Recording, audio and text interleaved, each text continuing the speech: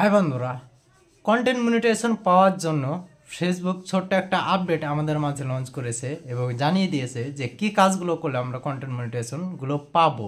ঠিক আছে, তো বিস্তারিত ভিডিওতে সব কিছু থাকছে। ভিডিওটা ফুল দেখেন, নতুন হয়ে থাকলে অবশ্যই চ্যানেলটি সাবস্ক্রাইব করে পাশে থাকবেন। তো কথা হচ্ছে যে আমরা কিন্তু আগে থেকেই জানি যে একটা মনিটাইজেশন সেটআপ পেতে হলে আমাদের অরিজিনাল ভিডিও আপলোড করা লাগে। ঠিক আছে, তাহলে কিন্তু আমরা মনিটাইজেশন সেটআপটি পাবো।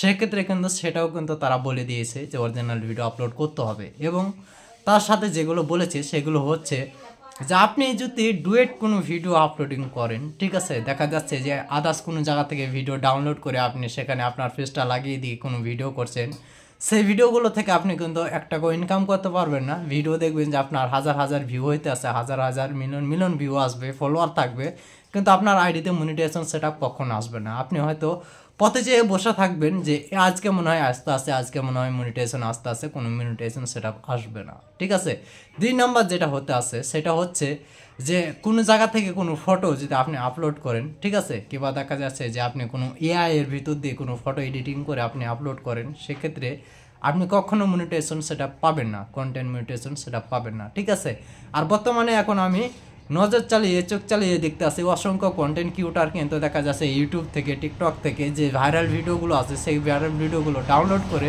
তারা কিন্তু মনে করেন যে আপলোড করতে আসে ডুয়েট করে। ঠিক আছে, তো সেক্ষেত্রে কিন্তু তারা মনিটাইজেশনগুলো পাবে না।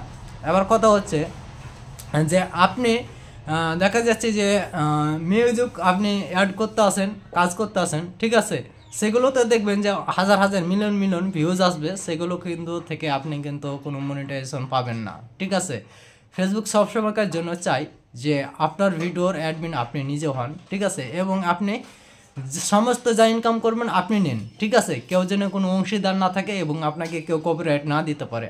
আমরা হয়তো অনেকেই জানি না একটা জিনিস অজানা, যখন আমরা একটা ভিডিও আপলোডিং করি সেই সময় কিন্তু সেই ভিডিওটা আমাদের নামে সাথে সাথে রেজিস্ট্রেশন হয়ে যায়। ঠিক আছে, যে এই ভিডিওটার মালিক হচ্ছে আমি। হ্যাঁ, তো যখন আমরা একটা ডুয়েট ভিডিও আপলোড করব সেই সময় কিন্তু আমাদের সেই ভিডিওটা কিন্তু আমাদের নামে কিন্তু রেজিস্ট্রেশন হয় না।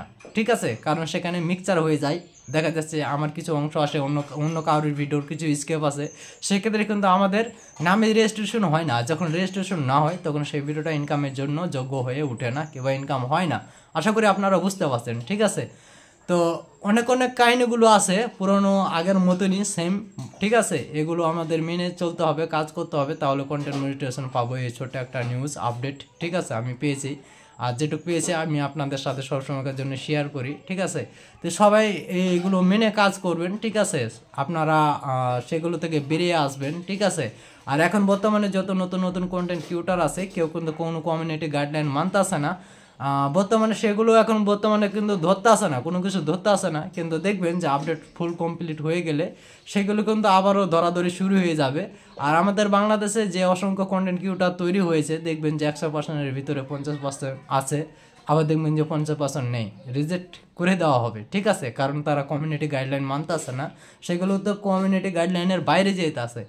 আসলে অনেক অনেক কন্টেন্ট ক্রিয়েটর আছে যারা কমিউনিটি গাইডলাইন পড়তেও জানে না, কিংবা কী বলতে আসে তারা এটা জানতেও চেষ্টা করে না। ঠিক আছে, তাদের জন্য কিন্তু এই কন্টেন্ট ক্রিয়েশনে না ভাই। দেখেন, আপনি যখন একটা জায়গাতে বসবাস করবেন সেখানকার সমাজ আপনাকে মেনে চলতে হবে। যদি আপনি সমাজ না মেনে চলেন তাহলে কিন্তু আপনি সম্মানও পাবেন না, কিছু পাবেন না। ঠিক আছে, তো সেই রকম সেম আপনি যখন যে কোনো প্ল্যাটফর্মে কাজ করবেন সেই প্ল্যাটফর্মের নিয়ম নীতি কার্যকলাপ যদি মেনে না চলেন, ঠিক আছে, তাহলে কিন্তু আপনি কখনো অর্থ উপার্জন করতে পারবেন না। আশা করি সবাই ভালো থাকবেন, সুস্থ থাকবেন, ভালো লাগলে অবশ্যই পাশে থাকবেন।